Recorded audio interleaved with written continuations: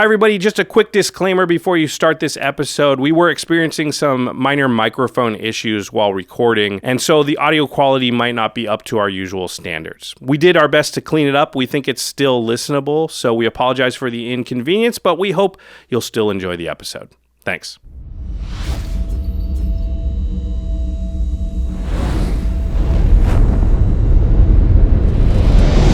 Greetings, humans. You have entered the command zone, your destination for all aspects of Elder Dragon Highlander.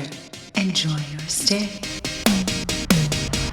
What's up, everybody? You're watching / listening to the Command Zone podcast. I'm one of your hosts today, Jimmy Wong. I'm another host, DJ. And the third host is not here because we only have two hosts on the show. Josh is chilling in the back while me and DJ handle the tough topics, the real questions. That's right. How to perfecting the mulligan, or in a Doctor Strangelove twist, how to lose the game before the first turn, or how to not lose the game before the first turn. Yeah, if you're mulliganing incorrectly, then you can sabotage your entire Commander experience. We're going to make sure that you get to play more Commander. Yes, and if you're going to hold that hand, throw it back, or take a mulligan, we're going to break down the mulligan and all the good things about it. But in order to mulligan, you need cards. And in order to get cards, you need to go online and check out our sponsor, cardkingdom.com/command. That's our affiliate link. You have an incredibly huge selection from a warehouse filled with cards, and all of them in different styles as well as qualities. So if you're looking to make a budget build, you can choose, I just want to get some scrapped up cards. It's going to cost me way less. Don't care. That's the style I'm rolling with, and I'm going to put myself on a budget for a deck. Look, you're supporting a store, you're getting the cards you want. There could be nothing better outside of that, except for putting them into some sleeves. That's right, ULTRAPRO is our other sponsor, shop.ultrapro.com/command. There is so much great product on this website. When you get your cards, you're gonna wanna protect them, put them into the sort of the cases, the sleeves, the playmats, make your battlefield look awesome, because the next time you're smashing your opponent and mulliganing correctly, it's going to be worth it. Finally, you can support the show directly at patreon.com/command zone. That's where we get to talk about our patrons directly. We get to talk to them directly, in fact, on Discord. Every single tier unlocks a Discord. We have tiers that allow you to play spell table games with me and all the other people on the staff every single month. Very exciting. And of course, we shout out one lucky patron every episode. So this episode is dedicated to Desired Plays. Desired/plays, you/rock. Thanks. All right, let's talk about perfecting the mulligan. So to begin at the beginning, DJ, should we define the mulligan? Because there have been a lot of them. There's a lot of types. And here's the thing, that could be really confusing. If you go online and sort of look up Magic Mulligan, sometimes you're going to get old versions of the mulligan, things that are out of use. You know? That's right. And we're not going to talk about, the partial Paris or all of these other old mulligans. We're going to talk about the mulligan as it exists right now in this initial definition. So the current mulligan we have is called the London Mulligan. Hopefully it's the last version we have, because I think this version's the best one. It's a good one. Yeah, I think so too. So to take a mulligan, a player shuffles the cards in their hand back into their library, draws a new hand of cards equal to their starting hand size, then puts a number of those cards equal to the number of times that player takes a mulligan on the bottom of their library in any order. All right, a little confusing. Let's take it back to the top. First things first. You can only mulligan at the beginning of a game. You can't just do that anytime. You Wheel of Fortune, and I'm like, I'm going to mulligan this Wheel of Fortune. You know what? I'm a mulligan this. Yeah, me too. So mulligans happen at the beginning of the game. You draw your opening card of hand of 7. Most of the time 7, yes. Yeah, most of the time 7. And if you don't like it, or if it doesn't matches sort of what we're going to talk about in the episode today, you can throw it back into the deck, shuffle your deck, draw another hand of 7, and that's the first time you've mulliganed. So according to the London Mulligan, you take one card, because it's the first time you mulliganed, and put it on the bottom of your library. Now, if you don't like that new 7, you do it again, draw another 7, and this time you do 2 cards. Now, there is a big difference here in Commander, which is you get a free mulligan. Yay, 100-card decks. Yeah, what they say is all multiplayer games and Brawl online, that they let you get a free mulligan. Yeah, so you can actually grab a hand of 7, don't like it, put it back, take another hand of 7, and you don't need to put any cards back.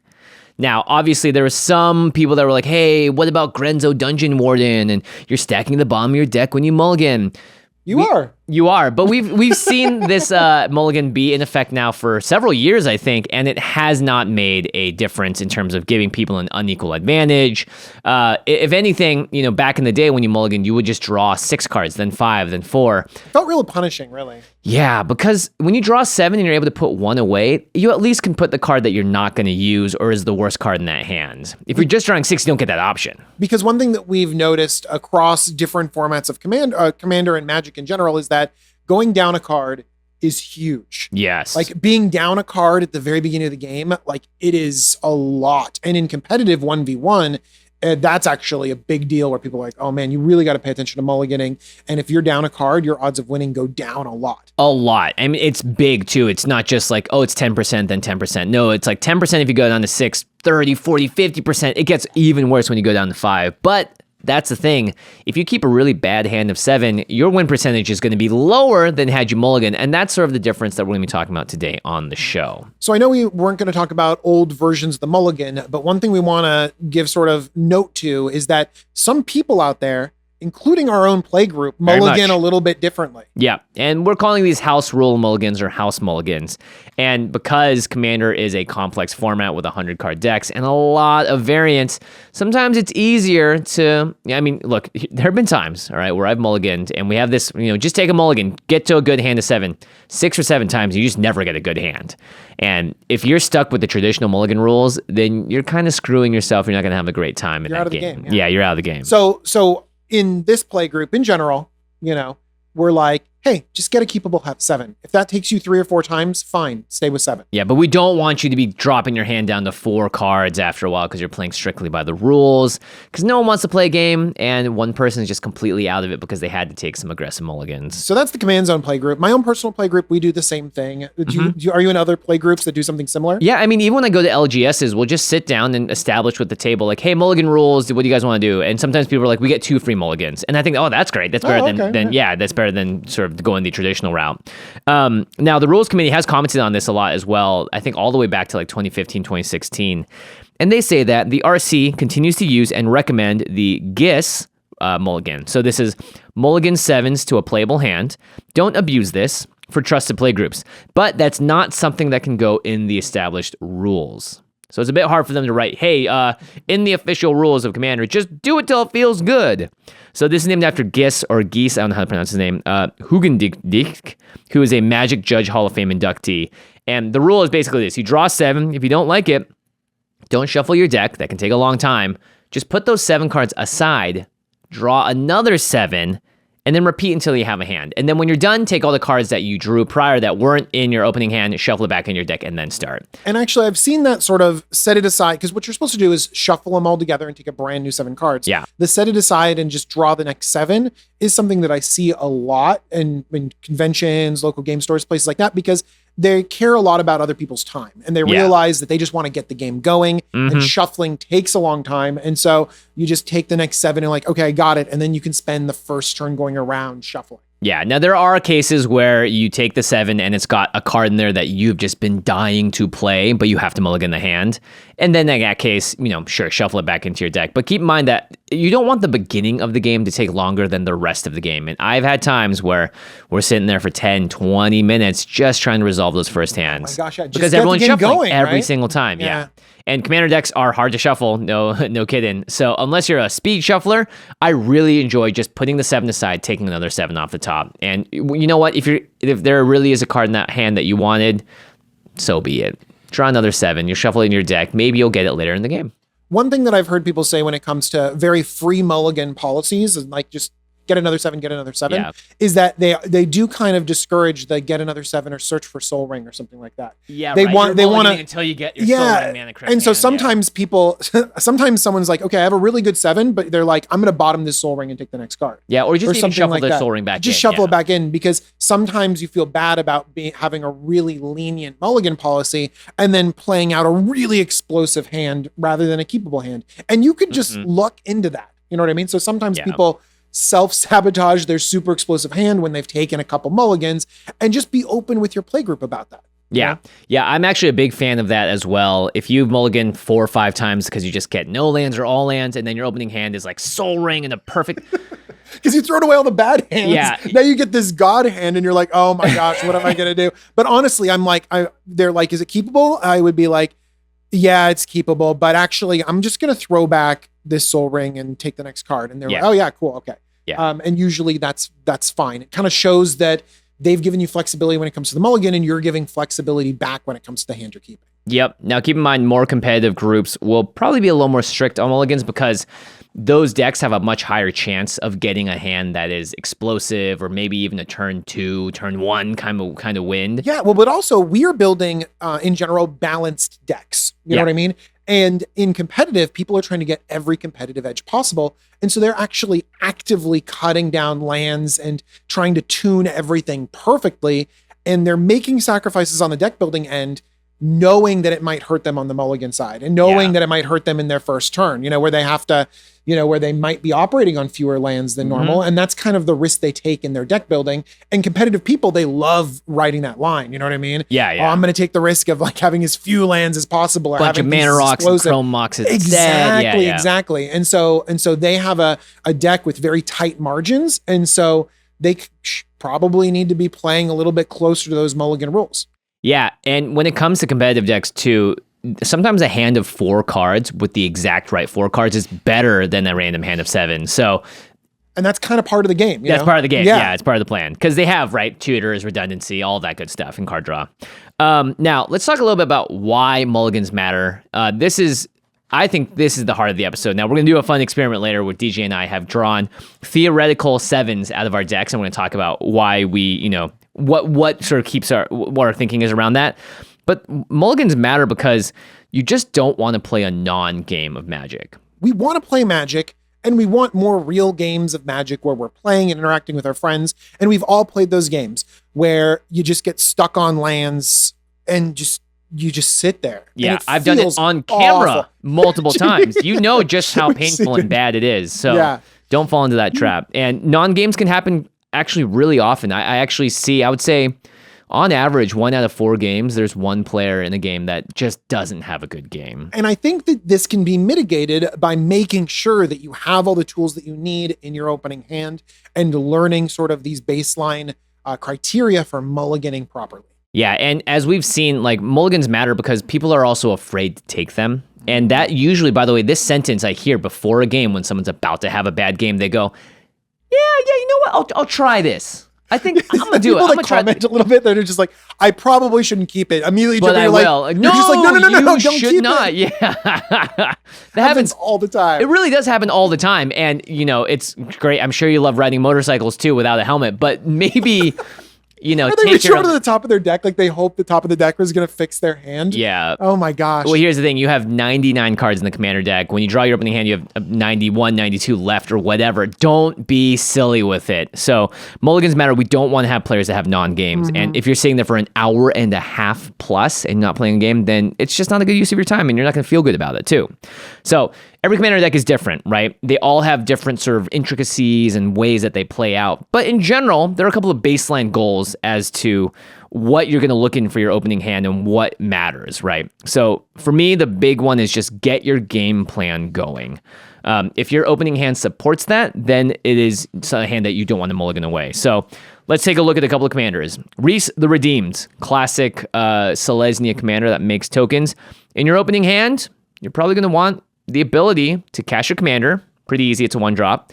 But you also want to make tokens and copy them and whatever that means, right? You're using mana ramp to get to Reese's ability, or you have cards that are just going to double up on tokens, or you have cards like Cryptolith, right? That's going to let your tokens tap for mana. Either way, you're making tokens, copying them, and attacking with them. So if your opening hand supports that thesis, then it's a good hand. So do you find sometimes that when you're deck building, you can draw part of your deck that really doesn't support that thesis, or in general? All the time. Okay. So what kind of cards do you think would be in your commander deck where you're just like, oh, like it doesn't synergize at all with the normal, with my commander or the plan? Do you think it would just be like you draw too much interaction or you draw too much of one thing? Yeah, so a lot of decks that we built for game nights, oftentimes you get cute with it. And I'm sure you've had this problem too, where it's like, I'm not just going to build in one sub-theme. I'm going to build in 5 sub-themes. But the 5th sub-theme requires sub-themes 3 and 4 to be in play for it to work. And a lot of times we say you draw the wrong half of your deck. And it could be not just the wrong half, maybe it's even the wrong 10% of your deck. And you're like, or like you said, great example, too much interaction. You don't need to keep a hand with 5 removal spells and 2 lands because that's not actually getting your game plan going. That's all in reaction to other things that might theoretically happen. And you mentioned Cryptolith Right. And what if you have Cryptolith Right, but no token creators? No ways of like sort of doing that. So there are ways to draw sort of the wrong half of your deck or interaction that you feel like you don't need and you can't really get your game plan going. Your deck should have a game plan. You know? Looking at your opening hand, you should say, does this opening hand match the game plan? Yeah, that's why it's so important to goldfish your deck too, is to know the different combinations of cards that you can go into your opening hand that can get that game plan going. Great example of this is the next example, which is Yuriko, the Tiger's Shadow. So this is a commander that wants to ninjutsu itself out. What are the qualifications to ninjutsu? Have an unblockable creature or unblocked creature. So you're going to need to have that in your opening hand because what are you going to do? Draw it off the top? Probably not. Are you going to wait until turn 4 or 5 to finally get your ninjutsu going? Yeah. Then you're not really doing the purpose of the deck. You know? And Yuriko's a great example too because you've got 10 drops in there, really high mana costed cards. And if you all those cards in your opening hand, then that is a hand you should not keep. But let's say it's half and half. At the very least, you can get your game plan going. But it makes your hand look a little worse. For Kaalia the Vast, we have something like a little bit different. It's going to need an angel, a demon, or a dragon, and hopefully some way to get to Kaalia to be able to make that game plan work. Yeah. And so every single one of these examples has different cards that work with the game plan.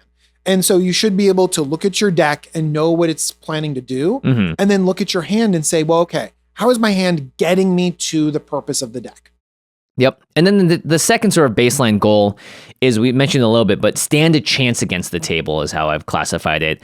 So this includes card draw and mana ramp. If you have a hand that's just a bunch of cards you can't cast, or you have to wait till turn 5 to cast it, that's not great. You're not going to stand a chance at the table. Interaction is on that list as well, but it's not necessarily the highest priority. And then the same goes for like recursion or recoverability or like your heroic intervention type cards. And a lot of this, I think, is dependent actually on who you're playing at the table. Exactly. It's the meta and it's kind of the feel, because there are some play groups, and sometimes we play that, where we bring out like our glass cannon decks where we do a big thing and we have very little interaction. You know what I mean? And sometimes we play against someone like Craig, and you need to have a Swords to Plowshare for that first infect creature. Or a 1/1 that can just block it so Craig goes elsewhere. Yeah. Now, note that the baseline goal of winning is not included in keeping a good opening hand and why a mulligan matters, because you're not trying to, unless, again, you're CEDH. Yeah, do you think that in CDH they have so right now we have a path towards getting our game plan going. Yeah. In CDH, do you think that they actually have that game plan to winning the game? Yeah, I think so. Or making sure, right, they have a Fierce Guardianship or a free counterspell to stop someone else from winning. So the interaction is more important. The getting to the win is more important. Whereas the strategies that we've talked about, it's like, I'm not talking about winning. I'm just talking about getting my first dragon out with Kaalia or getting my first trigger with Yuriko. It's just like starting the engine going. Yeah, or even protecting Kaalia, because I know that this table has trained themselves and I've trained them to remove it on site.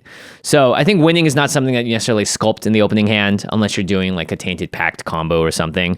It's really about staying alive and healthy and making sure that you are... It's kind of like pushing a car. Have you ever pushed a car that's in neutral? I have. It's not fun. It's a good point.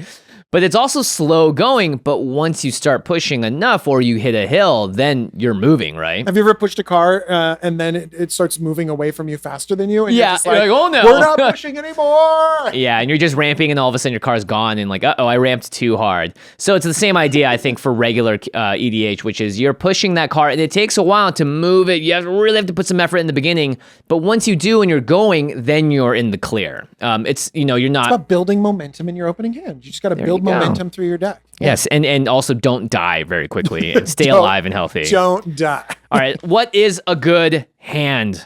Well, here's the thing. I think that one of the baselines that we all use when we look at a hand is like, all right, do I have lands and spells? Yeah. You play lands and you tap those lands to play spells. I mean, is that, I mean, if we're talking baseline, is that all I really need? Can they turn the episode off now where it's like, hey, make sure you have a good mix of lands and spells? In a way, no. actually. Yeah, I was going to say yes, but actually don't turn the episode off. We need you to stick around and, I don't know, watch a couple pre-roll ads or something. The thing about what you said is very true, though. A good hand is obviously going to have a mixture of lands and spells. And this I sounds... think that's the baseline. What people look at, the first thing is they're like, all right, I got my land drops. I have something I can cast to keep. Hooray. Is that it? No, it's close. You're getting there. It's like you're painting by colors and you're missing a few of the colors. Got it. So that might be level 1. Maybe even level 0. If it's all lands and all colors spells, and you're missing a lot of colors. Yeah. If it's level 0, I think it's level 0. That's level 0. Otherwise, you have all lands or all spells, and you can't keep that hand. Okay, good. So typically, the ratio that we've seen is you have 3 or 4 lands and 3 or 4 spells. Now, of course, the spells and that stuff, they need to work together. So let's talk about how it goes a little beyond that. So in terms of lands, let's say you're playing a 3-color deck. You can't just keep a land that only has, or a hand that only has 1 color of mana, unless it's got a way with the spells to dig you out of that, right? Yeah, that's right. I think that you definitely need to make sure that you can, because if you're thinking about what's in your deck and what can kind of like how your plan is developing, probably 2/3 of the cards that you draw, or a lot of the cards that you draw, need to be able to be played if you want to develop your game plan. If you don't have the right mana, then it's not going to work. Yeah, I was playing against someone on from our Discord on Patreon, and they were playing a Slimefoot deck. And unfortunately, the Slimefoot's a black and green commander. They kept opening hands with only forests in them, and said, "You know what? I think I'm going to get there." Guess what happened, DJ? I'm pretty sure that by the tone of your story, they did not get there. They did not get there. Or when they did get there, it was too late, and then they weren't really a force in the game. So lands should give you access to the color of your commander, unless you have, ramp or mana fixing to get you there. So let's take the Slimefoot as an example. Do you think that was a bad decision? I mean, because sometimes we do results-oriented thinking. We're like, and he didn't get there. Horrible decision. Yeah. But what if they actually do have a lot of, duels in there? Or just more swamps than forests, Yeah, like I'm wondering how big of a mistake it is. And that might be when we get into the nitty-gritty of sort of evaluating hands and finding out, well, what are the odds of him, drawing a swamp, getting a swamp, And maybe the odds were even good, but at the same time, it's RNG for a reason, random number generation. You have no idea what's on the top of your deck. Now, I could see ways to secure that hand with a rampant growth or a wild growth or that type of effect, not wild growth, but like something that allows you. So didn't have any ramp in order to fix that. Was their game plan significantly impeded by not having Slimefoot out on turn 3 or turn 4 or turn 5? 100%. Okay. They were playing enablers for Slimefoot's ability, but never were able to actually get the core engine piece out. So you have essentially the game plan, the synergy of your game plan, and how that is like the most important thing that you can do. And then you're like, okay, does this hand lead me towards my game plan? And in that situation, it did not. It did not. And then you have to weigh it. You have to weigh, okay, how many cards are left in my deck that will help me get to that game plan? Am I likely to be able to draw that card? And keep in mind, lands typically 36, 37 in your deck. That's less than half.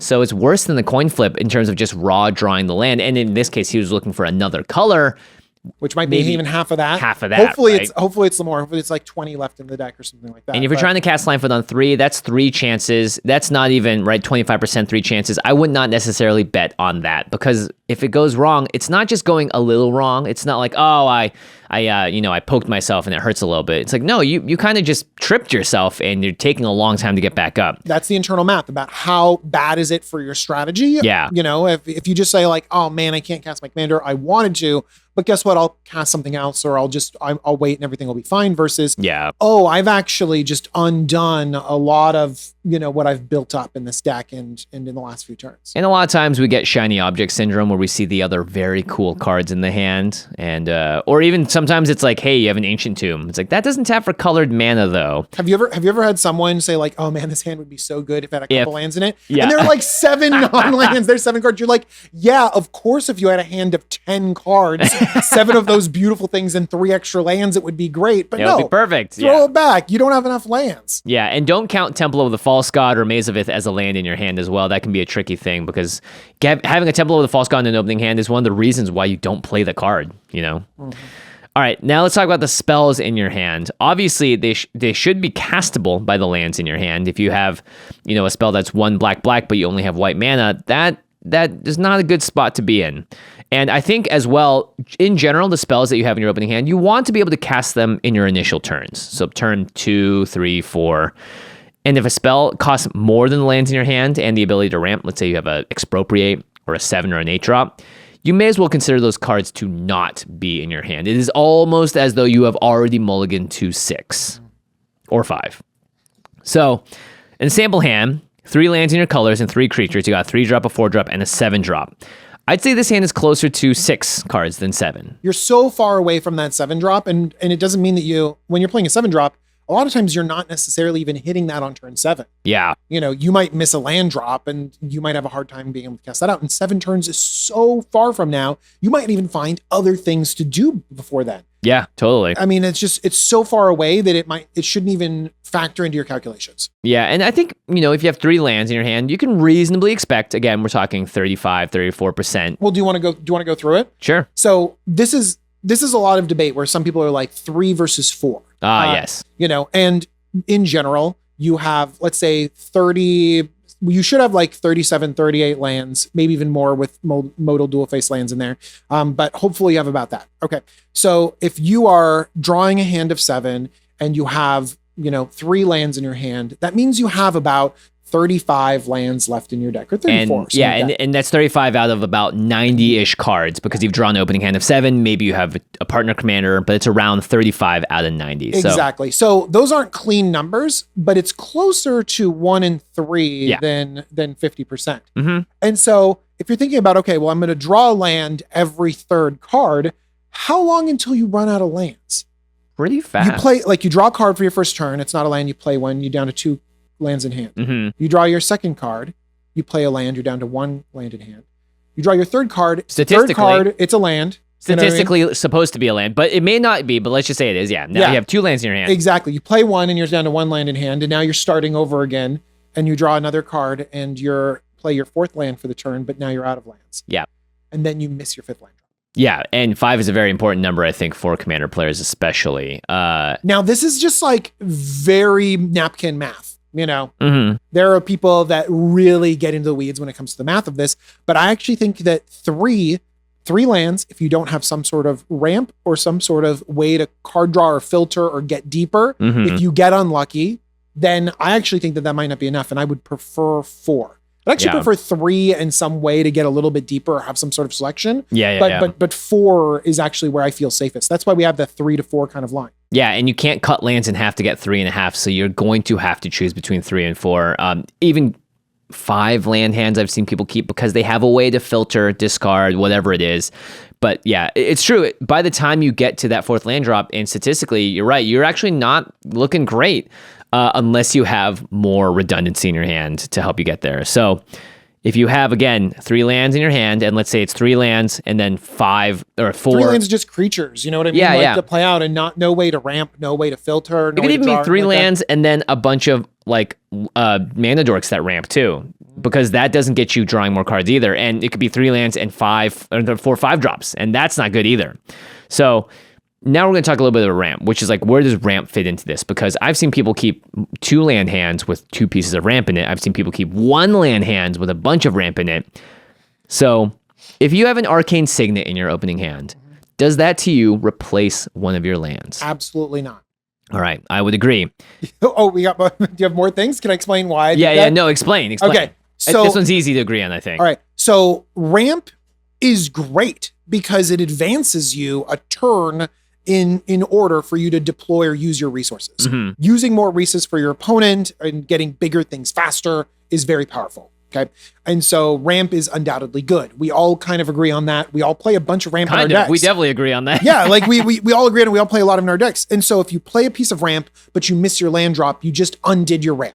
Right. Yeah. Turn 2, you played your Arcane Signet because you had 2 lands. Turn 3. Awesome. Great job. Then you miss your next land drop. You just undid that. That Arcane Signet might as well have been a land. Mm-hmm. But you actually spent 2 mana to cast that land. Exactly. Yeah. So Arcane Signet does not replace a land in your opening hand. In fact, that's one of the things I also see as a very common mistake commander players make is they go, I got a couple of sick ramp pieces. I'm going to be fine as long as I draw 3 lands over the next 5 turns.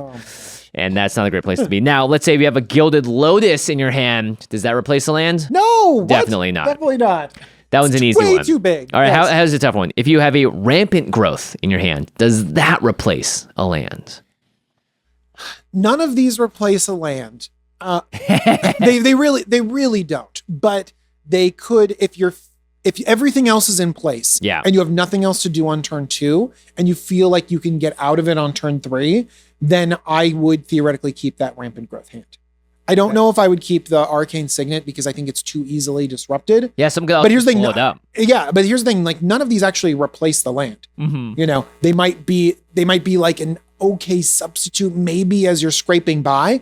But the key of these cards is to be ramp, not lands. Right. You know what I mean? And so people give them that great ramp value in their heads. But if they're just another land, I don't know. What do you think about two land rampant growth? I hate it because you turn 2 rampant growth, turn 3 don't draw a land.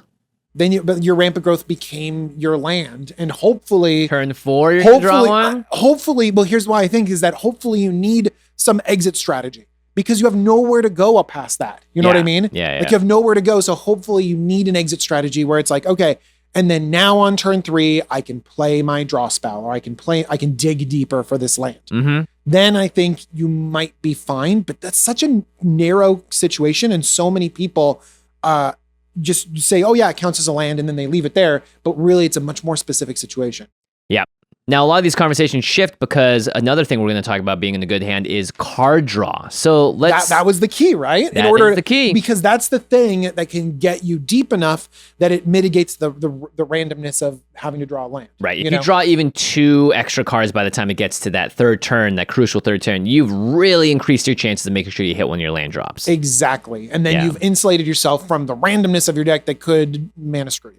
Yeah, and in a lot of ways, I think we've come around to this, which is card draw may be more important than ramp in your opening hand because let's say you have a theoretical situation where you play everything out of your hand by turn 3 and then you're just drawing lands or high mana value spells, you're dead in the water. So card draw really makes sure that you're not stuck in a unfavorable position. Well, remember, Jimmy, we talked in the build up your commander collection kind of thing about smoothers in general. And we both kind of went back and forth and liked the idea of smoothers being essentially like, okay, this can get me to a land if I need to, or get me past lands if I don't need that anymore. Right. So preordain, opt, serum visions, ways to scry and draw cards simultaneously for a cheap price.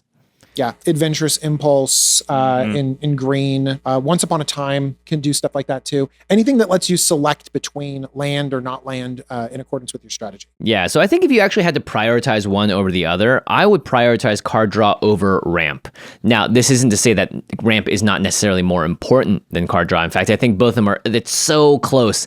But when it comes to an opening hand of Magic, the last thing, and again, I've seen this happen to so many people, they dump their hand on the table, they have nothing else to do, and then they draw dead a couple of turns, and all of that advantage that the ramp got them is completely erased because the games of Commander typically are not won on turns 1 through 5. They're won on turns 7 through 11. So you're going to want to make sure that you're preparing for that outcome as opposed to the one where it's explode out the table, do a Cassius Marsh, turn 3 Ugin. Did he win that game? He didn't. You really need, to win a game of Magic, everything needs to line up. You need to be able to have the mana because mana allow you to deploy other resources. Yep. You need to have those other resources, and the faster you can do that, the better. And getting to all of those things quickly means that you need to hit your land drops. It means that you need to get lands when you need them and non-lands when you don't need them. And you need to have those sort of big impactful things as it goes along. So you need land drops, ramp, card draw, and the big impactful things. That's too many things, Too many things. You either need to line something up perfectly, or you need that acceleration of card draw to get you all of that stuff, and to be able to power through enough of your deck that you get to what you need in the right timing. Yep. And don't forget your commander also counts as sort of being in your hand. It's your 8th card or sometimes 9th card if you're playing with partners. And a lot of commanders these days have card draw stapled onto them. So if your goal is ramp to play my commander and then card draw off of my commander, that is more sound than I'm just going to play ramp to just dump everything out in my hand and not have card draw as a backup. And hope. Yeah, and just pray that the cards you draw at the top are going to help you out. So breaking it down, we got, okay, it's not just about lands or spells or getting the right amount. It's like, okay, let's first evaluate how many lands are in here and whether I can make sure to hit my land drops or make sure to accelerate out into relevant things. Yep. And then also looking at the non-lands and saying, okay, what are these relevant things? Is it ramping into things that are reliable that I can cast like my commander? Or is it card draw that gets me deeper into my deck to make sure that I have more looks at something relevant in the mid game? Yep. And a lot of times card draw can also be stapled like to discarding or whatever, and that could be part of your game plan too. So just keep in mind that I think card draw is more important because it's the thing that will let you have the most options, and options are really what you want in a game that's not trying to be 4 or 5 turns. All right, now beyond the was this all about just not getting a non-game? I feel like we got a little bit. Yeah, it really but is. But it really it is. This is really about having a non-game, which is playing the game that your deck was designed to play. Really. Yeah. You know, because you could have a game where you ramp and draw cards and stuff like that, but you want your deck to do the thing, and that means you need all of those components working together. Yeah, and sometimes, you can mulligan, even in more casual formats, you can mulligan more aggressively if you're playing by the traditional London mulligan rules to just give yourself that extra advantage if you really know what you're looking for. But I think that's just something that CEDH is taking into consideration more than casual players. Don't really think about I'm going to mulligan until I get that perfect 4 because you've got 99 cards in your deck. It's going to be difficult to sculpt that hand on your opening hand. But use the cards in your opening hand to help you sculpt that hand later in the game. All right, we're going to do a really fun exercise when we get back about actually looking at a couple of decks that DJ and I have and evaluating some hands. And it's an exercise that you can join along with too. So we're going to take a quick break to hear from our mid-roll sponsors. And in that meantime, go grab a deck. We'll see you in a sec. This episode is sponsored by BetterHelp. How do you do? I'm Oscar, the Reconstructor. When I go to work on a reconstruction job, fixing up ancient artifacts and such, the first thing I do is check the gold dang manual. But when I wanted to work on myself, well, I'll tell you what, there ain't no manual for the human brain. I check the mystical archives and everything. That's why I turned to a professional licensed therapist. See, in my line of work, when you got a specialty job, you need an expert contractor.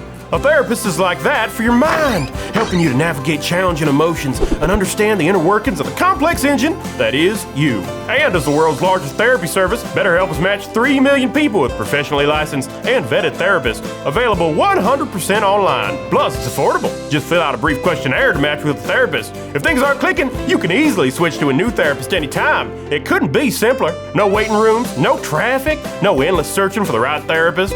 Thanks to BetterHelp, inaccessible therapy is a relic of the past. Speaking of which, check out these relics of the past. I shined them up pretty.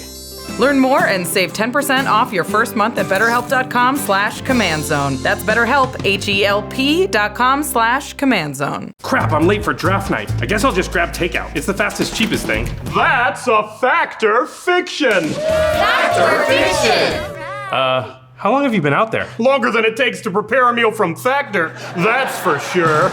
You see, Factor delivers nutritious, chef-crafted meals that are ready to eat in just 2 minutes. So takeout being the fastest, cheapest option is now a pure fiction. Factor is perfect for the on-the-go lifestyle. With no shopping, cooking, or cleaning, you'll have even more time to do the things you love. Every meal is dietitian approved, and with 30+ choices each week, including vegetarian and protein plus options, you can eat healthy without ever getting bored. Oh man, that sounds great. I really wish I had a Parmesan crusted chicken with Italian veggies? Wow, this is delicious. Wait, where were you hiding it? You don't want to know. And that's a Factor fact. Head to go.factor75.com/command60 and use code command60 to get 60% off your first box. That's code command60 at go.factor75.com/command60 to get 60% off your first box. The holidays are coming up, and that means there's plenty of shopping to do. Now, a lot of us have friends and loved ones with pretty specific hobbies, and it can be hard to find that perfect gift. Yeah, but with Etsy, no interest is too obscure. Etsy has plenty of special presents for everyone on your list, and they're ready to ship for the holidays. You can shop for jewelry, decor, or personalized gifts, and it's especially good for Magic players. They've got tons of awesome gaming accessories, from custom deck boxes to incredible card altars. We even used Etsy to make the Game Nights Live championship belt. Now that's about fit for a champion. With Etsy, it's easy to find gifts that are truly meaningful and for all budgets. Plus, you're always shopping directly from makers, so every purchase supports a small business. A gift from Etsy just really feels thoughtful. And as they say, it's the thought vessel that counts. And if they don't say that, they should, because it's a good mana rock. New to Etsy, use code MERRY10, that's MERRY10 at checkout for 10% off your first purchase. Again, that's code MERRY10. Maximum value $50. Offer ends December 31st, 2022. See terms at etsy.com/terms. For gifts of all kinds, Etsy has it. Shop etsy.com. Welcome back. We are defining the mulligan, how to not lose the game before it's even started. now we're going to do an exercise in hand evaluation, and I'm really excited about this. This is an exercise that any of you can do at home right now. If you're driving, don't.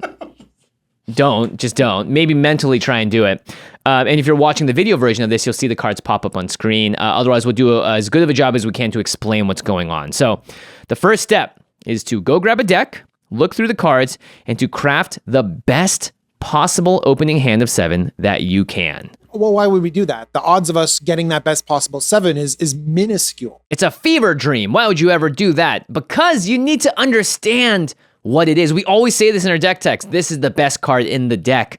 And knowing that is really powerful, because sometimes if you need to tutor it up or you need to understand how I'm going to win in this situation, you have to think about those cards. And now we're talking about how I'm going to win this game of Commander. And so we're going to do the same thing by looking at your opening hands. It also gives you a ton of perspective, because I thought this would be easy. I'd be like, all right, I know, me too. I thought it would be easy. Pick the best one. And it really wasn't. And one thing that I realized is that the cards that I thought I was going to be putting into the open hand, I wasn't putting in there because it didn't do everything. Do you know what I mean? Like, yeah. I at first I was like, all right, let's get all the fast mana possible. It's going to be so explosive, and it didn't do anything. Yeah. You know, or, well, there's some other sort of secret-y things going on there too. But really what it did, it had me reevaluate the perspective of, oh, this is what I'm looking for. Does my deck do this enough? Yeah, and it's going to be, again, different for every deck. Yeah. So we brought 2 different flavors of decks, but once you've done this, you've drawn your best hand.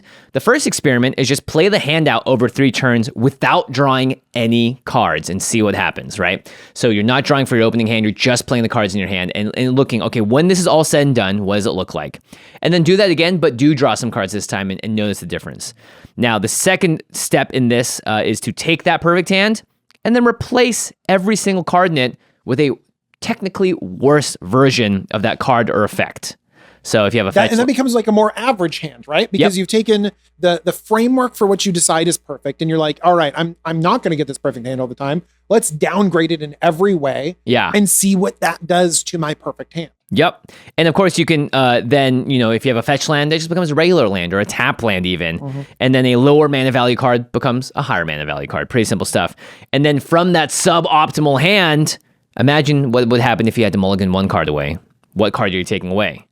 Then if it was a hand of 5, what card are you taking away? Then it was a hand of 4, what cards you would take away?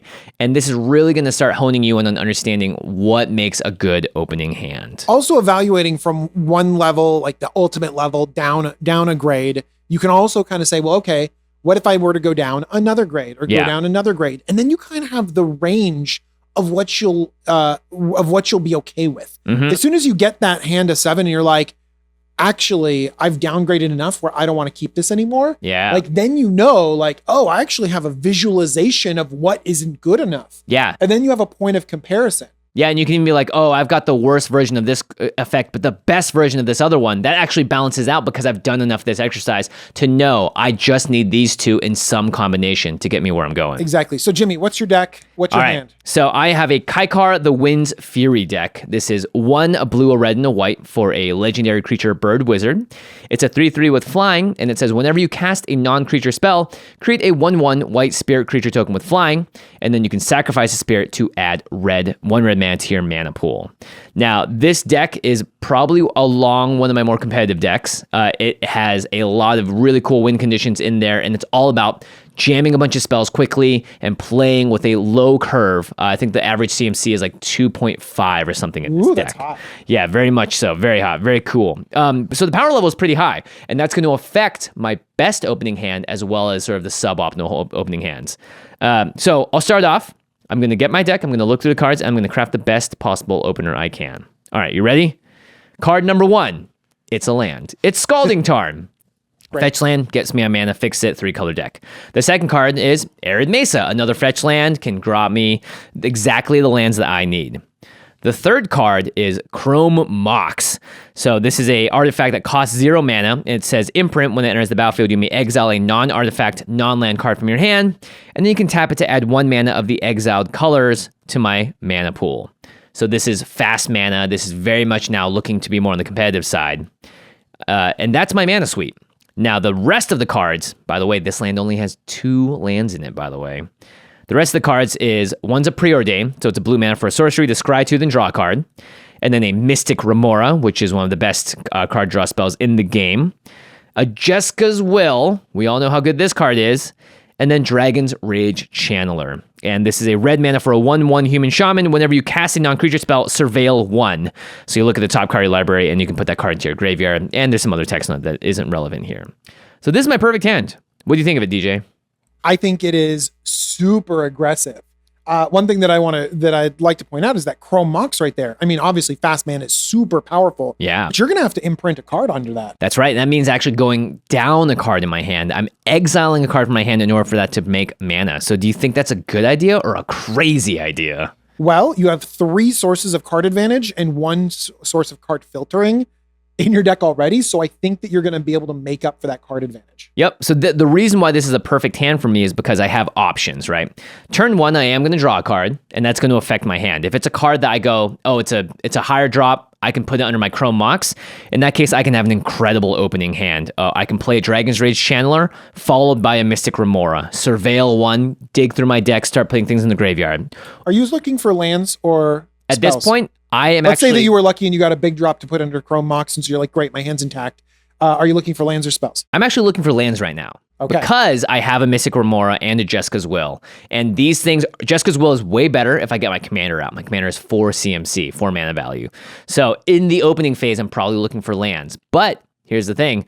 If I find another, I have a lot of cantrips in here, and I have a lot of effects that say cast a spell. Dragon's Rage Channeler makes this hand amazing because even if I get Shadow Rift or something that says, give us something, draw a card, I actually get to draw a card and get the Dragon's Rage Channeler trigger off it. So I'm really starting to dig through my deck. If 1 in 3 of Jimmy's cards in his deck are lands, then filtering effects are more likely to get him there than if he would have skipped on the Dragon Rage Channeler or the Preordain and added another land to his opening hand. Yeah, and I love Preordain because it's scry 2 draw a card. And we just said, hey, if you're drawing a card that's about 33% chance, scry 2 plus draw a card usually means you should be able to find a land in those top 3 if that's what you're looking for. But here's the thing, if I draw a card and I don't want the Chrome Mox turn 1, I can save this for later. I can save this for turn 3 to cast my commander a little earlier and no one sees it coming. Or I can save it for when my commander's out and get a free trigger and get a spirit from Kaikar. So how much of this deck, of this opening hand, is reliant on Mystic Remora drawing you 2 cards? Actually not that reliant because I have a Preordain and a Dragon's Rage Channeler. So the redundancy is what makes this hand so good, is because I have multiple ways to go, you know what, if I can't, and if I'm with a non-competitive group and no one's going to be playing non-creature spells on turn 1, then I don't want to play Mystic Remora. In fact, I may even put Mystic Remora under the Chrome Mox, which seems crazy, but once you realize that the deck is all about just churning through and casting spells for really cheap, you kind of understand where I'm going with this. And at what point in time do you think you're going to cast that Jeska's Will? Is that going to be on turn 3 or? Ideally not. I would love to cast it when my commander's out so I can get both parts of the effect. Its power level is just high enough that you're fine having it open your hand, just that you can like sandbag it until turn 5, maybe even. Yeah. Hopefully 4, because you'll play your commander early. Yeah. I'm just recognizing that Jeska's was one of the most powerful cards in the deck. And so having it just in your opening hand means if you're in a real bind, you can cast it on turn 2 with a Chrome Mox and a land and exile cards off the top of your library and play a land off it. So or you can use it as a effect to get, 5 or 6 red mana from someone else. So here are the things that we've noticed so far. Jimmy has enough lands or mana sources in general to play everything in his hand. Okay. He's only 1 land or mana source away from playing his commander and really getting his strategy going.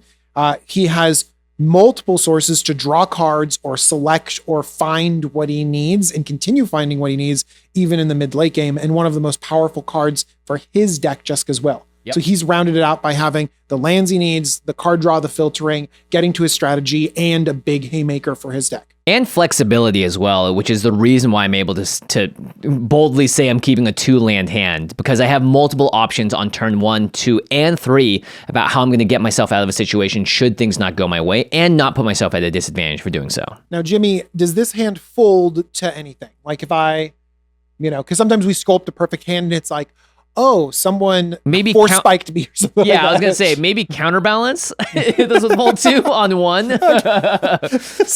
Oh my gosh!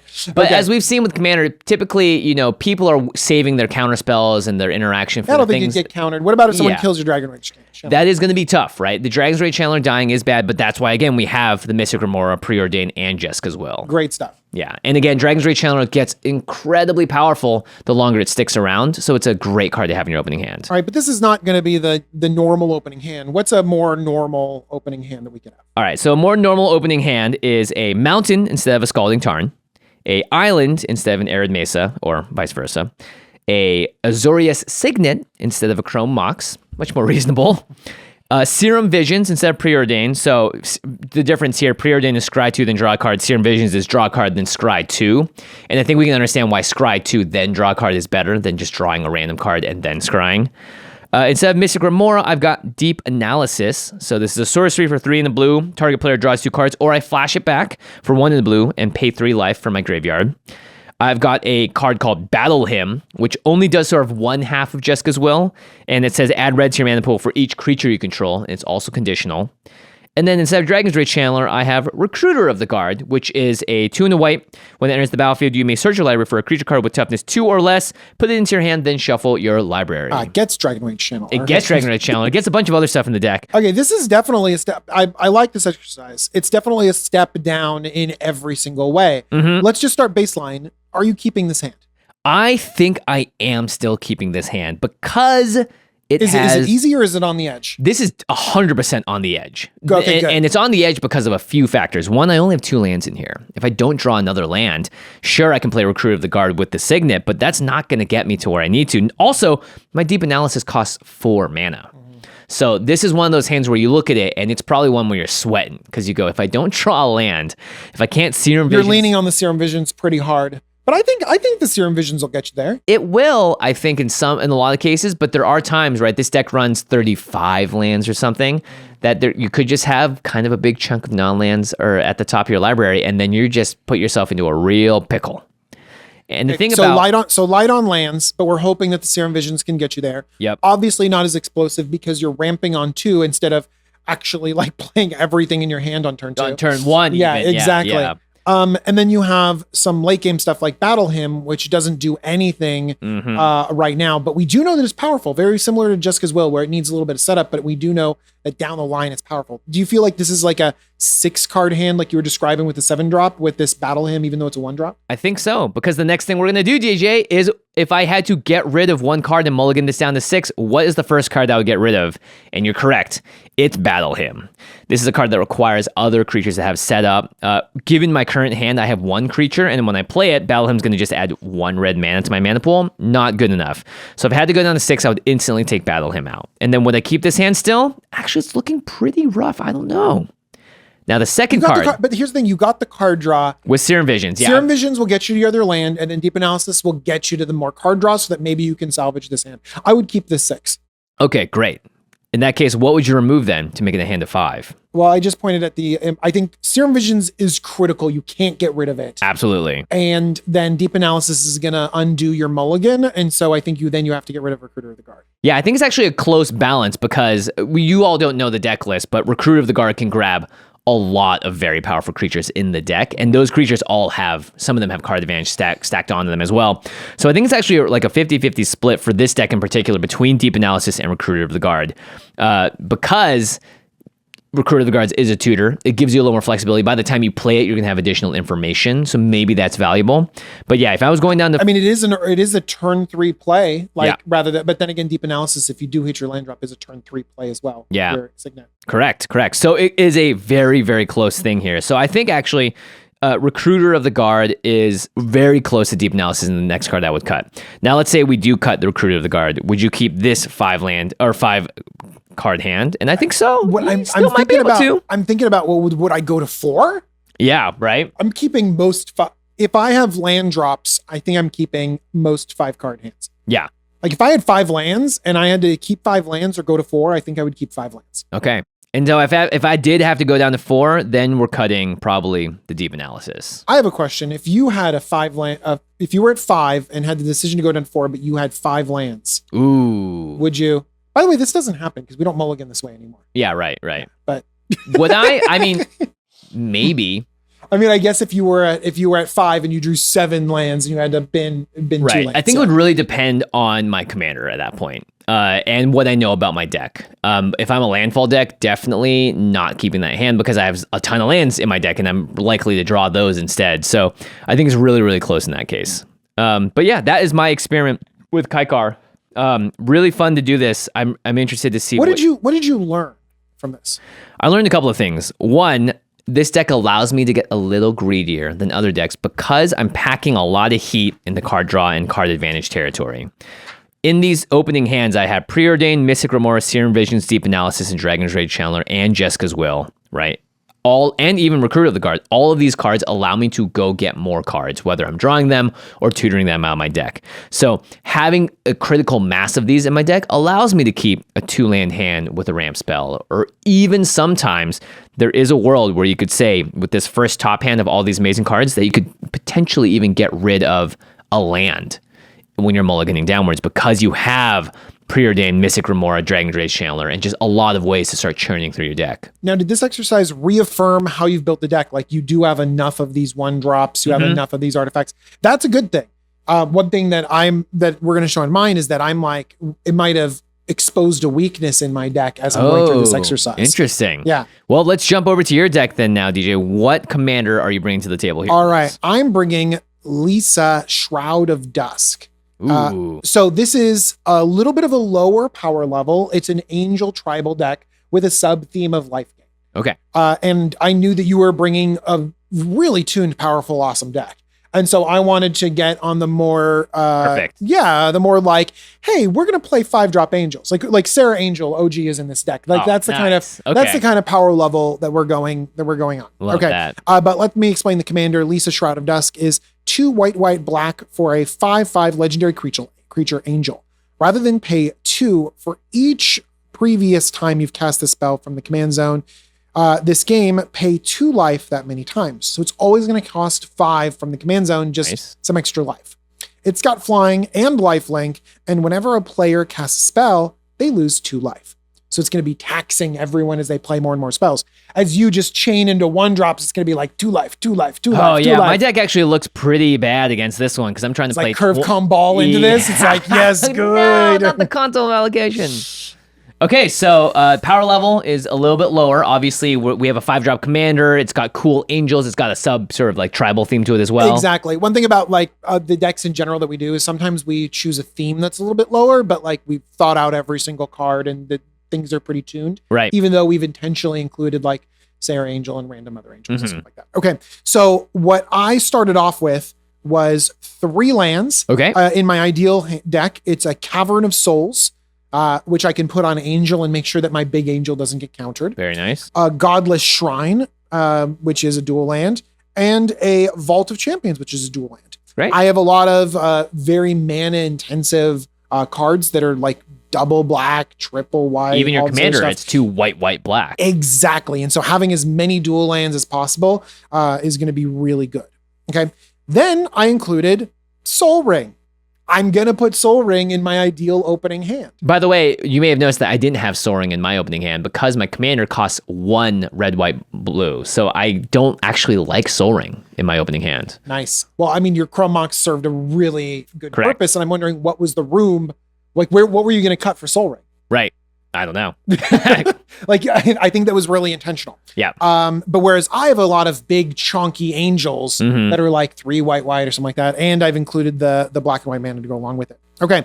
I included a second piece of ramp, Arcane Signet. And then I included some sort of angel that could give me card advantage or ramp and basically smash in. I chose the Battle Angels of Tyr. Oh, this card is great.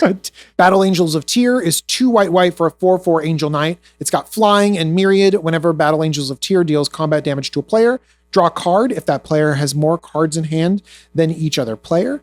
Then create a treasure token if that player controls more lands than each other player. Then you gain 3 life if that player has more life than each other player. Wow. So with Myriad, it's actually swinging and attacking every player. So there's a good chance that all 3 of those would trigger. Exactly. Well, and also I just dumped my hand because I have 2 sources of ramp. This is coming out on turn 2 and I've deployed a ton of cards. So I'm going to be drawing cards and getting like more mana, hopefully. Right. Get some treasures and ramp into stuff. And then my next turn, I realize that I have 6 mana conveniently, and I'm going to play Bolus of Citadel. And not that it's 3 black, and with the current hand you have, you're able to cast I both. can just barely cast it. Well, that's amazing though, right? You can cast a 2 white spell as well as a 3 black spell. So here's the thing that this exposed. Okay, I looked at this and I was like, oh man, this is kind of a dream hand. You know what I mean? Kind of. It's amazing. I love it.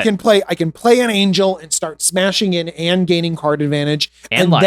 And life. And then I have Bolus of Citadel super fast to be able to play stuff off the top of my library for life. And this is a life gain deck, so I have lots of ways to gain life. My commander can help me gain life, and everything will be fantastic. But I realized that this kind of opening strategy required 2 mana rocks. Right. Soul tapping into Arcane Signet. How many mana rocks do I actually have in this deck? What are the likelihood of you opening up a cantrip, a mana rock, something else? You picked like one of each category kind of, and I doubled up on a critical category. If I really need this many mana rocks, like I should probably have like 15, 16, 17? I don't. I have 9. Ah, well, this is a white-black deck as well. The ramp is actually not that great. Exactly. And so that kind of said, well, if this is my ideal deck, if this is my ideal sort of curve out, like I'm not doing myself a big service by picking a hand that's just like so out of control. So actually one thing that I did is that I ended up cutting the Arcane Signet and putting in something like a 3-drop angel. Oh, so I put I substituted in Inspiring Overseer. I will be an extra turn behind everything, but it'll be more normal for my deck. The odds of drawing 2 pieces of ramp are just kind of like outlandish with the number I've had. I haven't had a Soul Ring Arcane Signet hand in what feels like forever. Yeah. Well, and so what I would need to do is if I wanted that, I need to go back and revisit the number of pieces of ramp that I have in here. Right. And so I've adjusted that. Okay, so let's go to, that was a pretty awesome opening hand. Good. Both of them are pretty good too. Pretty good. Okay, let's go to the worst version. Okay. Not the worst, by the way, just a worse version. A worse version, yeah. Okay, this also has 3 lands. One of them is Bojuka Bog. Okay. Early Bojuka Bog just feels bad in its feels tap. so bad, so especially if it's your only land that comes into play tapped. You're like, I turn 1, I gotta play it. I was looking at it like, what could be the most like heart-wrenching land first time? It's like Bojuka Bog. Anyways, and then I have 2 other basics. My ramp is a 3-drop. It's Pristine Talisman. Okay. It's got life gain. It's got life gain synergies in here, so it could be good. But I don't have easy and fast ramp. Right. My 3-drop I replaced. I put in Resplendent Marshal, which is just a solid little 3/3 beater angel, but it does better in the late game when you have angels in your graveyard or angels on the battlefield that you can anthem, things like that. And so I even have to decide, well, am I gonna keep this hand that has 2 black sources and Resplendent Angel that doesn't work, or am I gonna play this on 3? I don't know. I might even be left behind. Yeah, your Talisman on 3 instead, right? Exactly. And then I have something like Linvala, Keeper of Silence. Ooh, another tough to cast card because it's 2 white. Exactly. But I think that it's a good replacement for Battle Angels of Tyr because it's like, okay, I have these impactful 4-drop angels, but Battle Angels of Tyr is just like, oh, it accelerates me ahead, whereas Linvala, Keeper of Silence, it could shut you down. Yeah, you I like that actually. It got the reverse effect. It's like the reverse effect, but when I'm doing a mulligan decision, I can't know if this Linvala is going to be a good payoff or not. Yeah, you have no idea. Exactly. And then a much worse card advantage engine from Bolus of Citadel is Sanctuary Warden. New Capenna card. Amazing in draft, by the way. Also just a beater. Amazing in angel decks. Yeah, it actually is pretty awesome. 4 white for a 5/5 angel soldier. It's got flying. Sanctuary Warden enters the battlefield with 2 shield counters on it. Oh. It's great. When it enters the battlefield or attacks, you may remove a counter from a creature or planeswalker you control. If you do, draw a card and create a 1/1 green and white citizen creature token.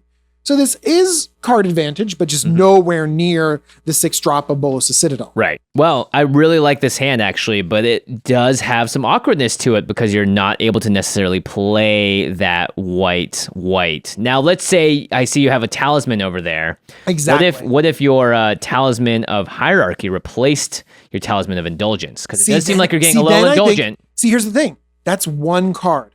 1 mana rock switches, 1 ability to play your hand out, and suddenly I go from like, oh, I might have a non-game to, I can cast my spells. Right. I can do my game plan. And how important is that? It's insanely important. And I think that is the key that we're talking about in a lot of these things is like, is having a non-game worth it? And it's not, honestly. No, and so it's not. that one tiny change of being able to cast your spells ends up having it worth it. I am not excited about this 7-card hand, but at least I can play my Resplendent Marshal. I can play Linvala. I can play my, I can go into 5 and then go into 6. Right. Okay, so let's say the mulligan down to 6 here. What is the first card you're taking out? I'm going to take out the 3/3 beater.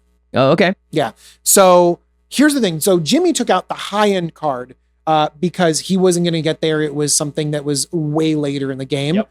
I had a low enough impact, low drop card that I'm just going to say, look, I'm okay not making a presence on the battlefield. I'm going to cut the low impact card and keep the high impact cards. Right. So you're going to take out the Resplendent Marshal as your 6. So how about if you go down to 5? What are you taking out? Oh, man. It's tough here. I got to take out the 6 drop. I can't do nothing. I can't take out the Linvala and do nothing until then. But now your taking hand out is... the land. Taking out the land is so scary risky. without any card advantage. Exactly. Yeah, because now you're stuck with 2 lands, a talisman, and a 4-drop and a 6-drop. So I think you do have to take the 6-drop out here. Yeah. And now your hand, by the way, is 3 lands, a talisman, and a Linvala. Oh my gosh. Maybe I take out the talisman? Yeah, I could see that.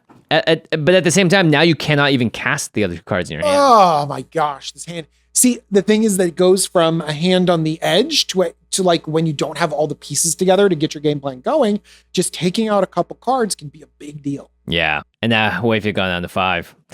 Are you taking out the 6-drop now? Yeah, 6-drop's gone. Yeah, so now your hand really just looks awful. So in this case, the thing that you're missing most of here that I noticed is card Do you know what I would do? advantage. I would keep the talisman and I'd go to my commander. Okay, there you go. So that's great. That's great, right? Now you're thinking about the 8th card in your hand, which is your commander, and thinking, you know what?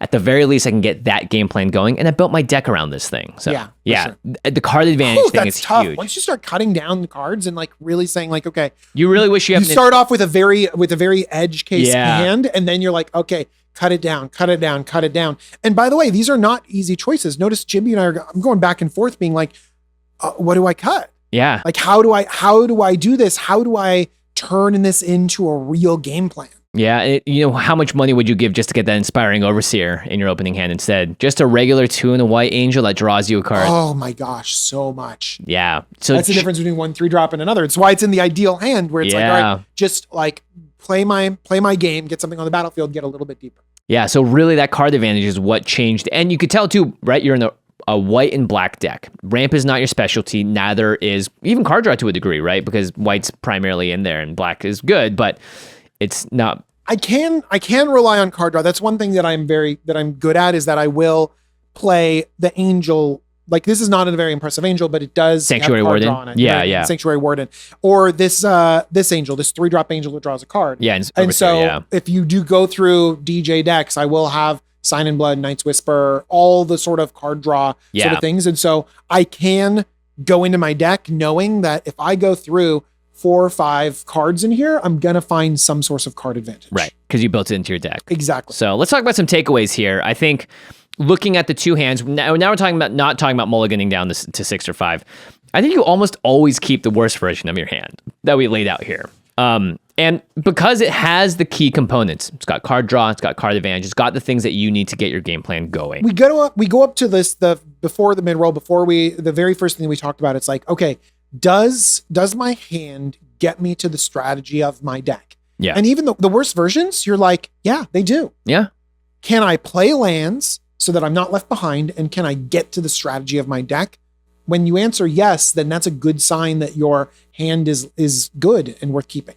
Yeah, and it's also important that we were able to create 2 versions of the same hand because it means that repeat effects and redundancy is also really important in the deck and helping you to feel comfortable about mulliganing, right? When you're mulliganing, you should know, if you're putting those top 7 cards aside, you're like, hey, I have other things that do what I'm looking for. So I'm not just hoping to draw the 1 mana rock, the 2, right? Yeah, the people that they're like, I don't like the one where you just put 7 aside and then shuffle. Yeah, because you want some of those cards, huh? They're like, no, I only have 1 copy of this. I need it. No, Yeah. you want redundancy Redundancy for for effects sure. that are important to your strategy. Yep. And then obviously every single time that we started taking cards down from 7 to 6 to 5, we never removed the lands. That's really, really important to think about. When you do go into that situation is the lands are the most important part, and missing a land drop is time walking yourself. You're really not helping advance your board state, and you're really putting yourself in a bad position. I think one reason why we never remove the lands though is because when we first sculpted our opening hand, we sculpted it so that we knew that we'd be able to hit our 4th land drop. Yeah.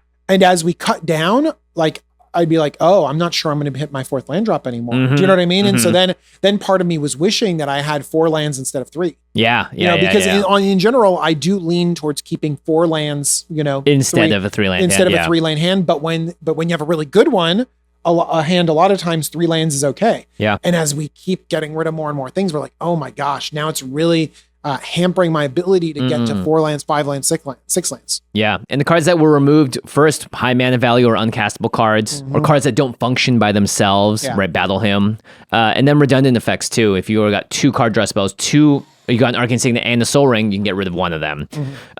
So I think this is really cool. You wrote this down that you're creating snapshots of keepable hands. It's almost like you blink, you open your eyes, and you're like, I got it. Lands, ramp, card draw, a little bit of interaction. That's a hand I can keep. And the fact that you can make multiple versions in your deck means that you're going to be able to see the spectrum from the best hand possible to a mediocre hand to a hand that is not keepable. And if you understand that when you draw your opening 7, you're in such a better position, because that's what professional Magic play is all about, right? Is really knowing your deck and understanding when you should mulligan, and knowing, my deck has the capability to get me out of this. I'm going to keep the hand like this instead. Yeah, I mean, if you're professional Magic players, they know their deck so well that they know the mulligans. Yeah. Like they know that this is a mulligan, this is not a mulligan, and they've studied it and they've seen them and they know what it takes in their deck. It's so much harder with 100 cards, and they're all different. And a lot of it has to do with like the unknown of what's going on in your deck. And so you have something that's actually really complicated. Yeah. All right, let's talk about a couple of adjustments here. These are just more edge case scenarios, but it's good things to think about when you're mulliganing and deciding to mulligan. If you're playing at a high-powered table and you expect most players to have some explosive deck, they're going to combo for wins in turn 2 or 3, do you change the ideal hand that you have in terms of what it looks like? Hopefully I'm playing a deck that's also that high power level. And so, because I either need to interact with them or race them. Right. You know what I mean? Yeah, exactly. Either you're trying to beat them first, or you're trying to make sure that you have the removal spell for their Nature's Claim or whatever for their very powerful combo piece or their counter spell. Exactly. And so if I just have something that curves out nicely and then has lands and then I have card draw into other stuff, I'm like, that might not even be good enough. Yeah.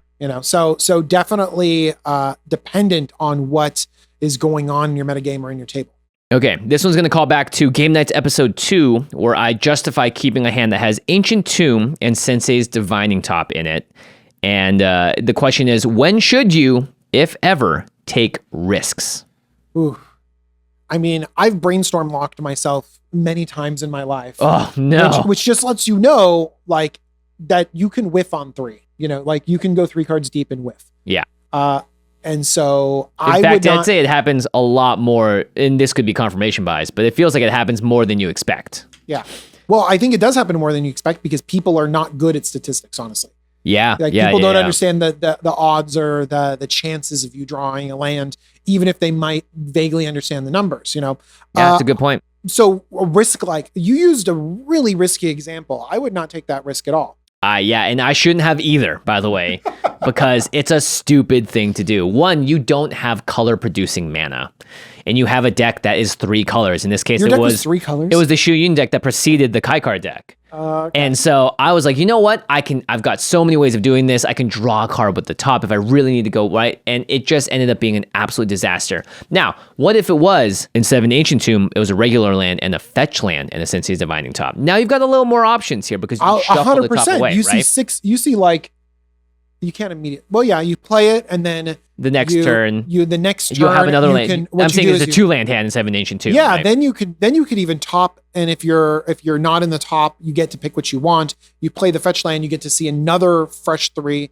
and then I would totally keep that. Yeah. So I think but also that's not even that good. That just kind of barely struggles you into Yeah, that's a good point. Because even if you hit your next land, like, was there something else that gets you there? Or are you just still relying on the top to get you to even more land? And what does the rest of your hand look like, right? So you have to consider that. It's not just like, you don't want to also be in the position of like, I'm just going to really stretch my luck, and really just make sure and trying to make it work. But every turn you're sweating. Like, that is not the right place to be if you're trying to play a game of Magic. Well, let's take the other side of sort of taking risks, though.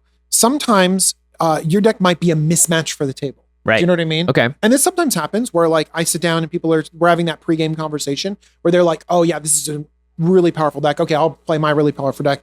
Okay, and I'm looking down and I'm like, I've got angels. Do you know what I mean? Like, and so then I'm like, okay, maybe I do have to take risks, try for the most explosive hand, keep the thing that might be on the edge so that I can maybe hang. Right. That's really interesting. And that's a great way to transition into the listeners. What do you think about these edge case scenarios? What do you think about your own mulligan tips and tricks, or even disaster horror stories? Because I want to hear some horror stories. I want to hear some horror stories. I want to hear some arcane tombs and ancient tombs in the stupid top. Do Oh not do it. Don't do it. If you want to see why you don't do it, watch Game Nights episode 2. It's a great throwback. But yeah, let us know what your house mulligan rules are, what you've sort of done to help mitigate that, maybe even change your deck building patterns. Because now, back in Partial Paris days, we were running 31, 32 lands because you could just throw cards back. That isn't the case anymore. So let us know how it's affected it. And of course, when you want to make your deck feel a little better, when you want to add in a little bit of a smoother, you want to tune it up. You know what I mean? Get that some redundancy. Baby. Head on over to cardkingdom.com/command. And should you want to buy sealed product, they got you covered too. In fact, they have a massive inventory, which is one of the reasons that we love Card Kingdom so much. And then go to shop.ultrapro.com/command. Buy some accessories for your game pieces. Protect them. Make sure that when you're shuffling up, that it looks so nice in those cool sleeves that match your commander, or the playmat that matches your commander, whatever it is. Shop.ultrapro.com/command. That's our affiliate link. Make sure you do that. Okay. Thanks, everyone, for listening. And thank you to our amazing team here at the Command Zone. We got Damon Len, Shauna Gillis, Arthur Meadowcroft, Ashlyn Rose, Lady Danger, Manson Lung, Craig Blanchett, Josh Murphy, Jake Boss, Josh Lee, Kwai at Patrick Nam, Jordan Pridgeon, Sam Waldo, Gaurav Galati, Truck Tie, Jamie Block, Mitch Trafford, and Evan Limburger. Special thanks to Jeffrey Palmer for the Living Cards animations at Living Cards MTG on Twitter. And DJ, where can the world find you? You can find me over at Jumbo Commander. I have a YouTube channel. I put videos up there. Check them out. That's how YouTube works. Make sure you subscribe as well. Hit that notification bell. Give DJ all that support, because hanging out with him podcasting is a bunch of fun. Oh, thanks, you can everyone. find more fun on his channel. Awesome. All right, everyone. Keep mulliganing. Keep mulliganing. No, mulligan correctly. That's what I want you to do. Keep that hand to 7. No. All right, bye, everyone. We'll see you next time. Peace.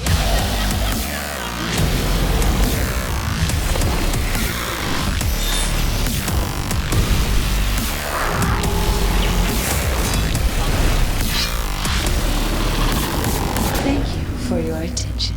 For further inquiries, send an email to commandcast@rocketjump.com or ask us on Twitter at JFWong and at Josh Lee Kwai.